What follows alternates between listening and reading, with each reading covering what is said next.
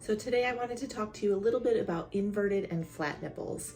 Just because you have a flat or inverted nipple does not mean you're going to struggle with breastfeeding. We do call it breast or chest feeding and not nipple feeding for that reason.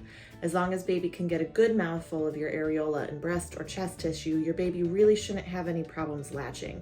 Although if you have an immature or premature baby, it can sometimes make latch more challenging. First, we want to know though, do you actually really have a flat or inverted nipple? So you'll want to do what's called a pinch test. If your belly looks like your nipple looks like it's flat or like a belly button, what you can do is take your fingers and pinch along the side. If your nipple comes out and everts, or if when you're cold or stimulated, your nipple comes out, you don't have a truly flat or inverted nipple. It may be anatomically short, but it's not technically considered flat. If you do that same pinch test where you're pinching along the side and it doesn't come out, that's a flat nipple. And if you pinch along the sides of the nipple and it belly buttons in, like my breast model is doing right now, that is truly an inverted nipple. Inverted nipples, when you do have baby feed off of them for the first couple times, can be super painful.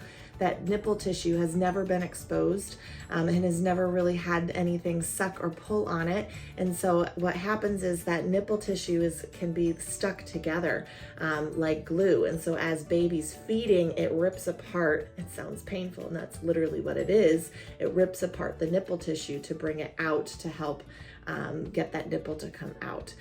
So there's a couple products that are out on the market that can really help with a flat or inverted nipple. Now, best thing is just to try. Nipple shields are one option, but there's other options on the market to be able to get your nipple to come out. The first is called a Supple Cup.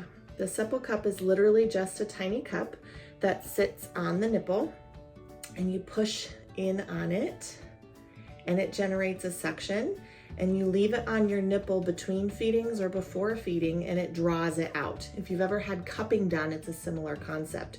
You're just trying to suction that tissue out. People either love these or hate these.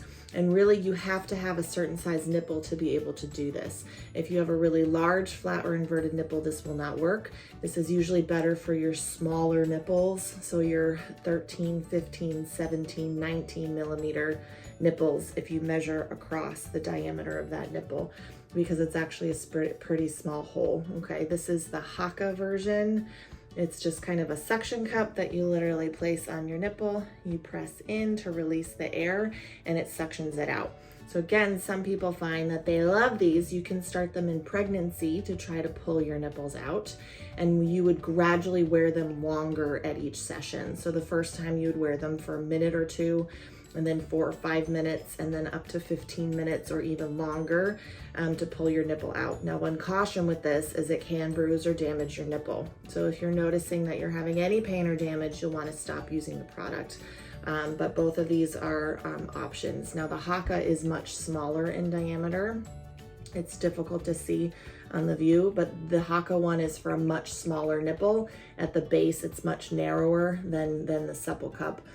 Or then there's some other no brand ones. Okay, so be cognizant, careful of which ones you're purchasing because diameter is different. Another option, this is by Lansino, is just a little mini hand pump. Okay, this looks kind of like the snot sucker if it had a long narrow tip on the end, but this just has a little bell tip on it.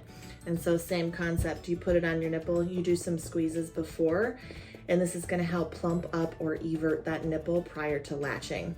So the Supple Cup or the nipple everter you leave on in your bra or under your shirt between feedings.